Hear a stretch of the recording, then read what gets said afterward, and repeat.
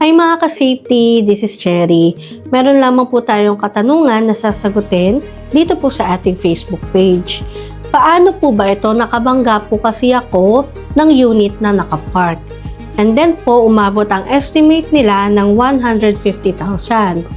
Pwede ko po ba ito i-installment ng bayad o kailangan ko po ba ito bayaran ng buo sa kanila? Ang kasagutan mga ka-safety, kinakailangan nyo po bayaran ng 150,000 yung kanilang job estimate. Dahil mga ka-safety, kapag po kasi hindi natin ito nabayaran, syempre mga ka-safety, yung nabangga natin, aangal din po yan sa atin or magko-complain din po sila.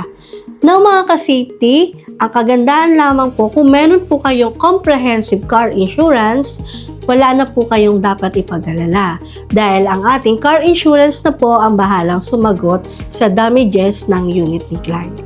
So ayun mga ka-safety, dapat po kumuha po tayo ng ating car insurance. Kung gusto nyo pong mag-inquire dito kay Vanguard, mag-message lamang po kayo anytime. Dahil dito kay Uni Vanguard, live without limit.